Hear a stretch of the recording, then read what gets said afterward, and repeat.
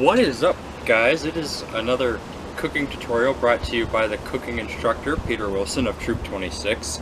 I hope you liked my last one where I taught you how to use the heaviest piece of cooking equipment you guys will probably ever use, a Dutch oven.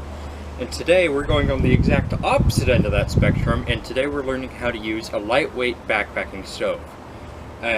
What I'm going to be using today is a system called a Whisperlite, because they're much quieter and they sound like, and they're whispering. It consists of a fuel tank filled with white gas that scouts are not allowed to handle because bad stuff happens, and it is against the Guide to Safe Scouting. And it also has a sock that goes around the can to keep it from getting hit and to keep condensation off of it, and just more to keep it safe. And if it leaks onto the sock and not your bag. You have, this is not the stove, this is the stove. You've got your fuel pump and your stove itself. Now, in most backpacking trips, you won't be using a Whisperlite. You will use a pocket rocket, seen here. And then how that works is you take the fuel can, this piece, and you take the pocket rocket stove itself, unfold it, and you can just screw it on. You can twist the valve, light it, and it's good. It's called a pocket rocket because it's tiny, fits in your pocket, and it acts like because it just has a crazy good burner. But going back, let's go back to just general stove uses. Never, ever, ever use a gas stove like a pocket rocket or a Whisperlite inside, because they create white gas, which is, they create carbon monoxide, which will kill you. You don't have to have it in a fire ring, although it is preferred if you're using a stove that uses white gas, because fuel can leak outside of the stove. But make sure to be practicing fire safety, that you have a way to put it out if something goes wrong. You are on a flame-resist proof surface. I'm on a table, or I'm on a chair. The stove's going to be on a table. And you also want to be practicing fire safety in that you want to try to have the cooking all done in one area. You don't have stoves all over the campground, because that can just you could just be having a nightmare of that, just walking through it and everything. Never refuel non-refillable systems, so like if you have a sealed propane tank, you can't refuel that. But this is just basically a big red water bottle with white gas inside of it. Don't drink out of it, that'll kill you. But you gotta make sure that this is refillable. I can take the tank of white gas that's in the trailer, pour some in here, and it's refillable. But a propane tank, you don't want to try to refill yourself. You want to either send it back to the company or just buy a new one, dispose of it properly, don't just throw it away, give it to the adult quartermaster if they know what to do with it. Make sure you're on a level surface when cooking, otherwise whatever you're cooking can easily tip. We've had that happen on way too many campouts, and it usually goes along the saying of Eric, or something like that. Usually it's Eric. Even if it's not him, it's Eric. Be careful when lighting, especially with the Whisperlite. You can knock it over. That's why you always light it first, then put your food on top. But always get your food ready to be put on top, have it off to the side, then put it on. Never leave unattended. That's just the same with any fire thing. In general rule of thumb is once you light it, put it out, unless if you light it, you got to put it out, kind of thing. Don't overload your stoves. Like, don't try to put a Dutch oven on a Whisperlite. You'll break it, and it won't end well. And make sure you're at least 10 feet away from any flammable things or other sources of fuel. With a Whisperlite, that's not easy to do because, I mean, you only have like a 6-inch cable. But like, make sure you're not near like a giant propane tank as you do it. Alright, so now let's talk about what you can do with these. First of all, in the Merit Badge cooking, 6D requires the use of a lightweight stove on a backpacking trip, and requirement 3B involves discussing how to use these stoves. So, back to some of the types of stoves. Like I said, you have a Whisperlite. It's lightweight. Well, it's kind of lightweight. Although in terms of grams of or in terms of mass, this has more pieces and therefore is heavier. But you can use a Whisperlite no matter the elevation or temperature because you pump it by hand. cartridge stoves, like a Pocket Rocket, have a pre-pressurized can of propane, and if you get too high up, like you go to Philmont, you can't use them because there's just not enough air. There's not enough air pressure outside the can for it to be able to properly eject propane in the atmosphere. It just won't work. So you do have to preheat it, which is what I'll walk you through later. And it's manually pressurized, but you can usually get hotter flames for longer. Cartridge stoves, like the Pocket Rockets, are simple, they're tiny, lightweight, they work very reliably when they work. But when they don't work, like at high altitudes or at very low temperatures, they just won't go. And it's more one of those things you won't notice that it's not working until it's too late. There are propane tank stoves, like what we have in the trailer. Those are good for like group cooking and if you're not hiking anywhere, but you don't want to carry one of those around because they're heavy, bulky, take up a lot of space. You have to carry a propane tank. It's just a nightmare. And like the cartridge stoves and Pocket Rockets, they don't work very well at high altitudes and low temperatures. So let's talk about some good foods for camping stoves. Pretty much anything with rice works well in these stoves. Anything like mac and cheese, Mountain Man, soups, chili, stews. Pretty much anything you can make on a stove, you can make on these things. I've seen people bring steaks, and in terms of meals, you can do anything from like pre-mixed pancakes, oatmeal, to a 5-course dinner on one of these things. It doesn't matter. If you can make it on a stove, you could probably make it on a regular Pocket Rocket or something like that. Although it is difficult and you have to do a lot of pre-planning, especially if you're backpacking, otherwise you'll have too much stuff to carry. The thing about Mountain Man, in Trip 26, if it is your first backpacking trip, you are allowed to use like pre-made Mountain Man, but if not, at least this has been the rule since I was backpacking, otherwise I've been lied to.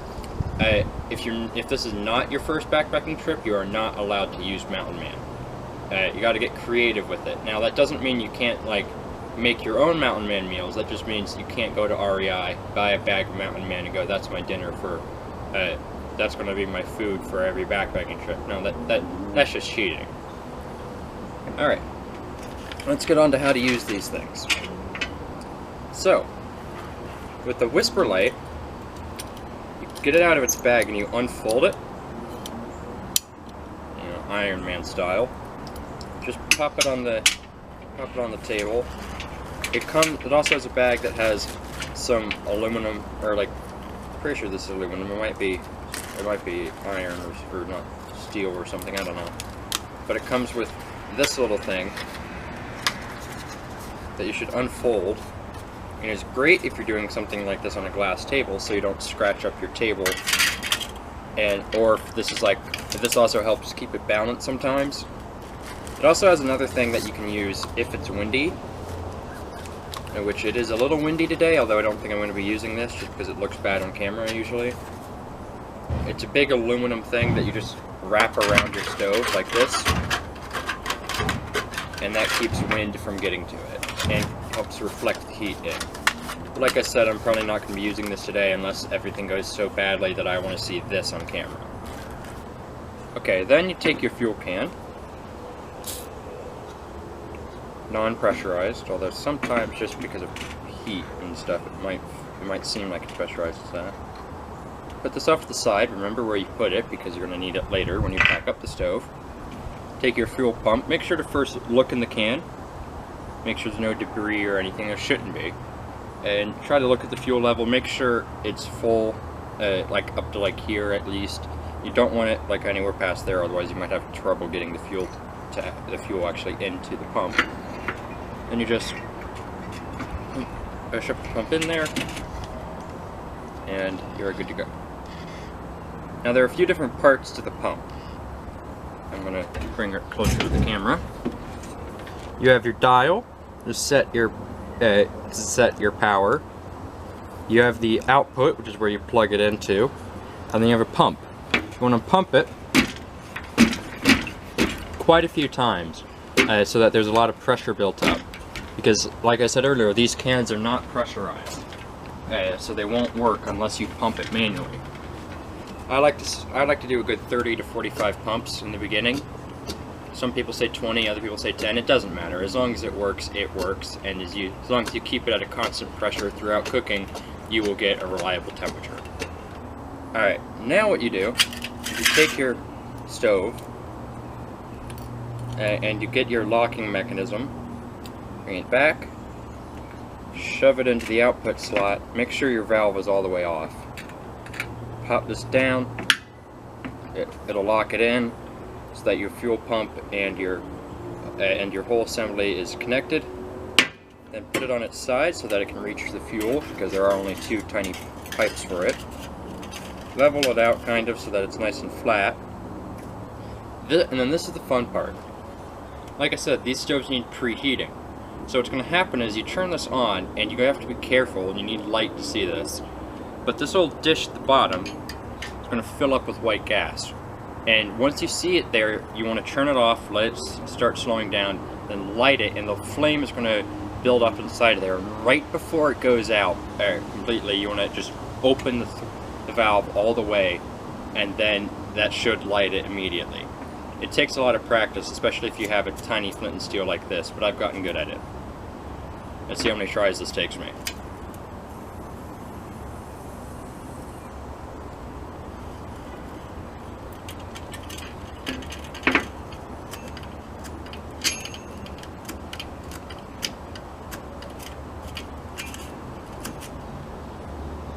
Alright, now it's preheating. So now you can see that there's flame building up around the sides. I have no idea if this is showing up on camera, by the way.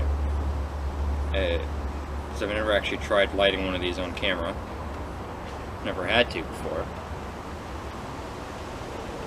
So the valve is all the way off, yet it's still burning. That's because there's fuel built up in the bottom of it. Make sure it's not going to burn my script. As you can see, that it is a little bit windy today. And I'll watch for when that flame is about to go out. And right before it goes out, you want to turn it all the way up.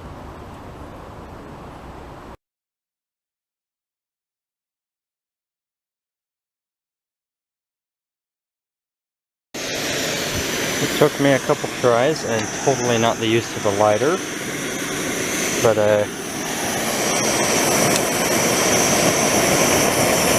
ready. So now let's get to cooking.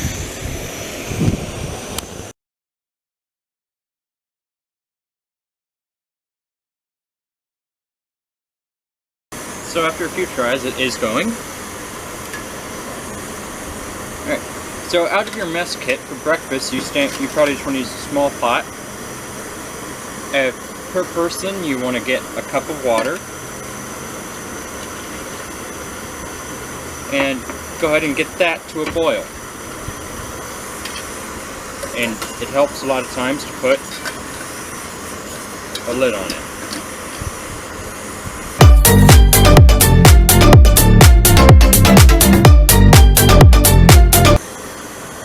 So the water is boiling. So now you just add your oatmeal. That's about a half a cup of oatmeal. Pop it back in there. Stir a little bit. And then you wait for 1 minute.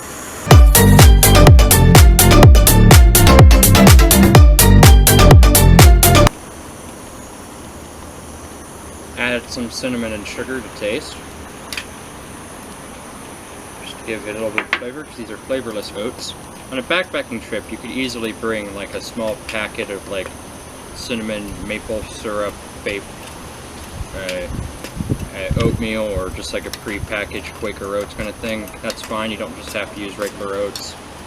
It is perfectly fine to do what you want. That's the brilliance of backpacking trips. You do what you want.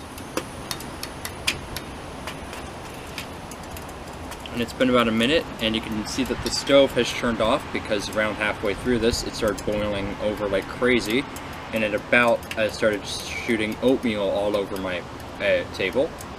That is a sign that you want to uncover it and turn off the stove, because it will usually have enough residual heat to finish the job. So now, a nice steamy bowl of oatmeal. Lock this, lock that, and boom. Oatmeal. Now, we'll taste this.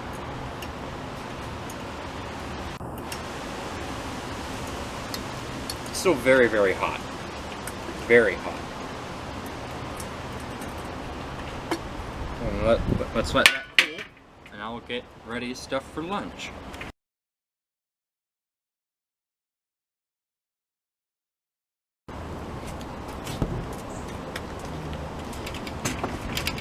So in doing part of my research for this, I found that you never really want to do a cooking meal for lunch, especially on a backpacking trip. But if you do, there are quite a few options available to you. And one that I found online, I've never actually tried before on a camp out, much less on a backpacking stove or a Whisper Light. I'm gonna have some of this oatmeal now. That's good oatmeal. Anyway, so I'm gonna have a grilled cheese prepared on a Whisper Light. Small heat. Big Brother, who makes grilled cheeses very well, has informed me I want to use small heat, which is hard to do on a Whisper Light. So, let's get the stove going.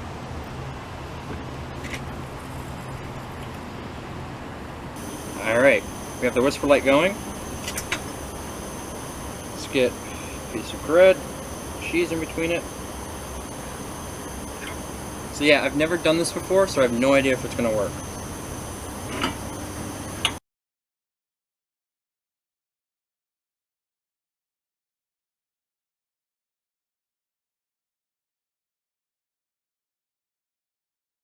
So, I gotta say, it's not only my first time making grilled cheese on really any stove, but it's also my first time ever trying to make a grilled cheese on a backpacking stove. And by all definitions, I accomplished my goal. But it's definitely going to take some practice. Now that doesn't mean this is a bad idea. It just means my execution is definitely not the best. But you know, that's what the best backpacking trips are, you know. The good backpacking trips are learning experiences. So let's just pop this off the pan. Yes, I'm definitely going to have a lot of cleanup for this pan afterwards, but by all definitions, I've made a grilled cheese.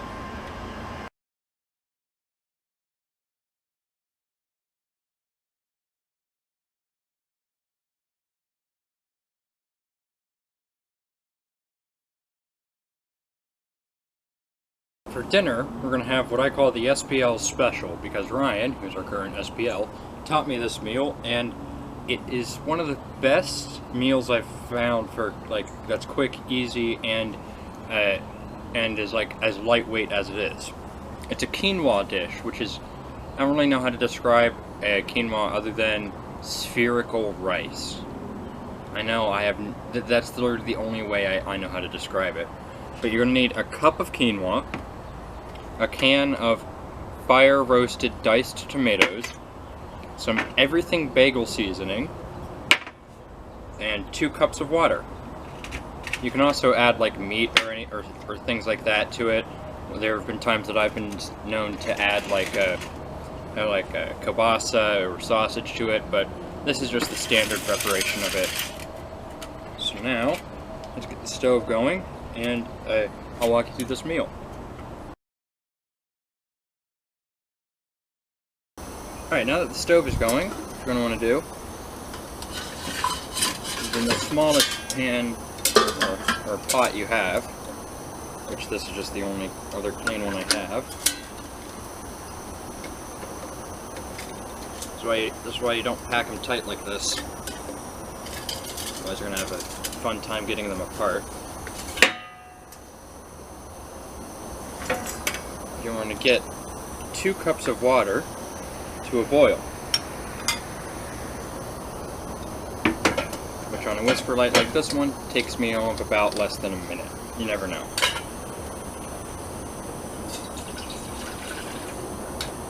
Got 2 cups of water in there. Put the lid on. Turn the gas all the way up. And wait. Okay, so the water is boiling, which means you bring the heat down.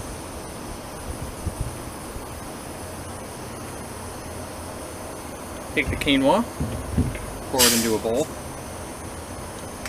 Take the tomatoes, pour them in.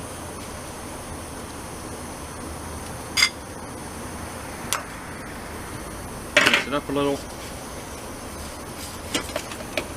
Get your everything bagel seasoning. Pour it in.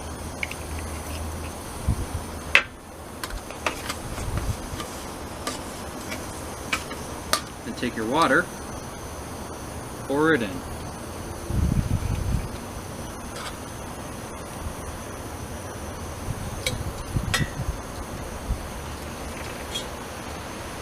Mix it up a little bit.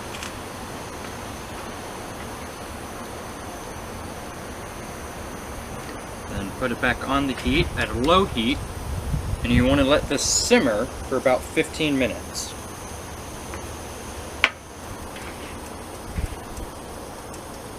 You also want to cover it.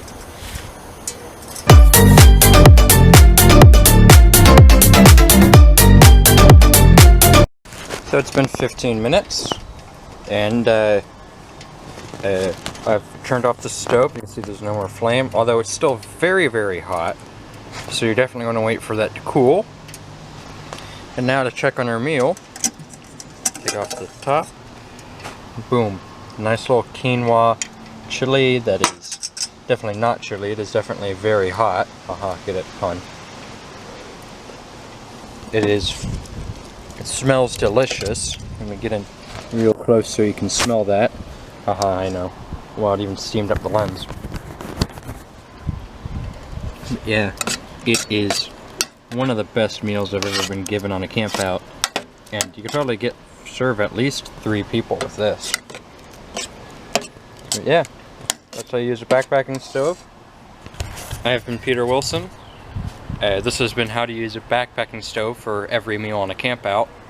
And see you guys next time. Thanks for watching. Leave a like if you enjoyed, and as always, remember to subscribe if you want more.